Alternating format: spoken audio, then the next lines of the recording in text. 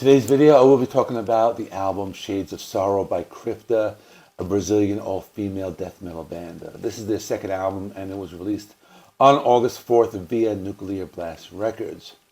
The story begins back in April of 2020. Fernanda, Lira, and Luana Dametto left the band Nervosa. Then 1 month later, they announced that they had formed a death metal band called Crypta.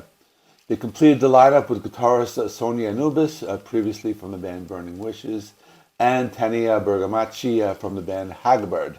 Their debut album, Echoes of the Soul, was released on June 11, 2021. Then about a year later, Sonia Anubis left the band. Later, Jéssica di Falchi was announced as replacement. And then they announced the release of Shades of Sorrow for August 4th. The old saying, if looks could kill. This album is a little over 50 minutes, but they have 3 short interludes as the first, middle, and last track. The rest of the album is pure death metal. This band really knows how to play and write songs. The lyrics are about topics such as anxiety and fear, so let's dive right into it.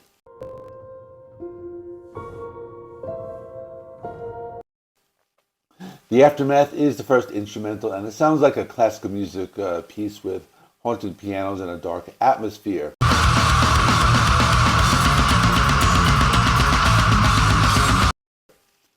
Dark Clouds is track number 2, and this one has some fast and frenetic drumming. The vocals range from low gutturals to higher demonic vocals. They flavor the sound with some acoustic guitars as well as some buzzsaw sounding heavy distorted guitar riffs. There's a lot of variety in the guitar playing, and the tremolo picking in dissonant guitar chords really sounds great.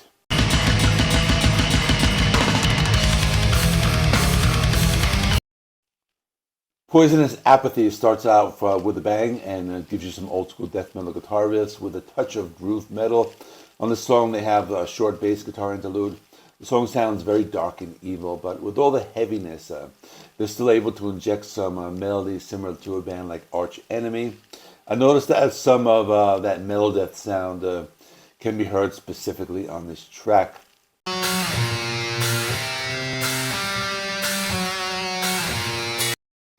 The Outsider starts with a slow riff, similar to a band like Autopsy, but then they go full death metal with these buzzing guitar riffs and blast beats. They keep things interesting by shifting gears with changing tempos. They do this a few times during the song. The guitar solo is super melodic and enjoyable to listen to. They continue to fire off these rapid-fire machine gun guitar riffs. They also like to use a lot of tremolo picking and wailing guitars. That keeps everything interesting.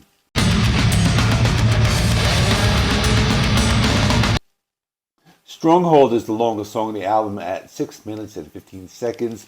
It sounds like some kind of giant creature destroying the city. It's very complex and technical. They start off very fast with a lot of energy. The vocals sound very aggressive and demonic. The song also has some elements of melodic death metal in the first part of the song. They also have a few atmospheric parts where they slow it down and bring in some clean guitars.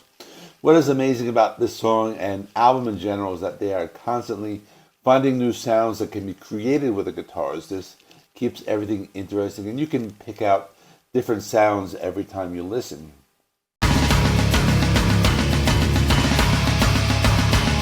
The Other Side of Anger is track number 6, and this one is one of those songs that starts clean, but then it takes off with some old school death metal. The drumming is very intense and the vocals are very heavy.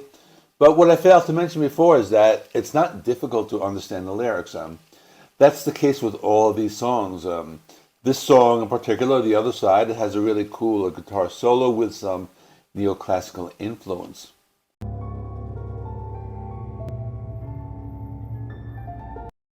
The Limbo is a short instrumental that comes in at the halfway point and is similar to the first one.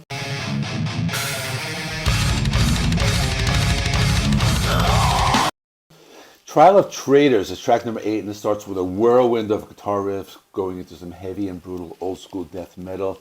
They do some interesting things with the guitar where they alternate heavy riffs with melodic style guitar riffs. The song has a lot of different ideas crammed into one song. They like to sprinkle in these clean guitar fills here and there, and that keeps things interesting. They found a way to repeat melodies, so the song does also become memorable.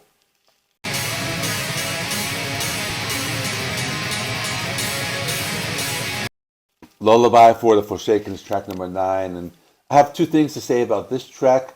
Number one is that the bass guitar sounds great. They do a short interlude within the first minute of the song. I really like that. And the second thing I like to say is they have those chunky palm muted guitar riffs, the ones that are common in like thrash metal, but they utilize them here very well. The song is very good. There's a lot of fast and frenetic drumming and some amazing shredding guitar solos.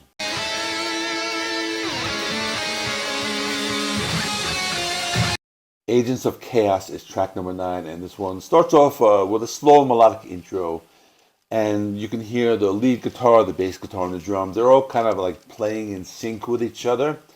They follow this up with some heavy, chunky, beefy guitar riffs. The song has a dark and evil atmosphere with some demonic sounding tremolo picking and fast and heavy blast beats. There's one part in the song where they have these sustained power chords, and they're paired with this melodic lead guitar playing that gets alternated between these short bursts of blast beats.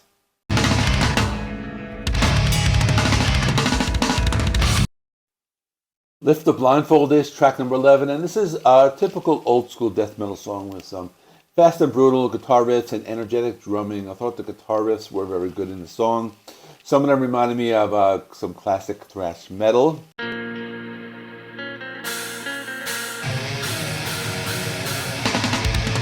Lord of Runes is the final song of the album, not counting the next instrumental. This one has a nice mix of old school death metal, tremolo picking mixed with some beefy guitar riffs played on the low end of the neck. While this is happening, the drummer delivers these like drum fills at just a whole whirlwind of beats. This band really knows how to use heavy riffs on the low end of the guitar. They just hammer at you, and they don't always have to play at breakneck speed to get their point across.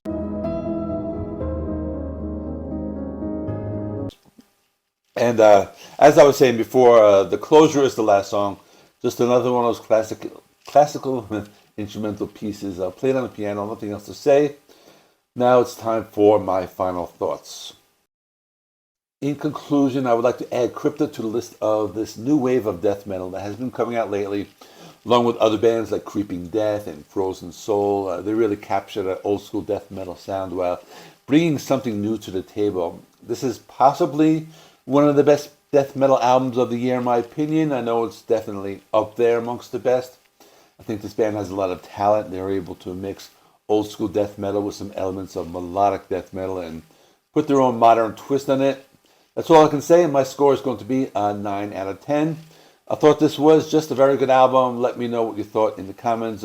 Please like this video. It helps me with the algorithm. Please subscribe if you haven't already. And I didn't review the last album, but I will link my review to the previous Nervosa album. That's going to be right there.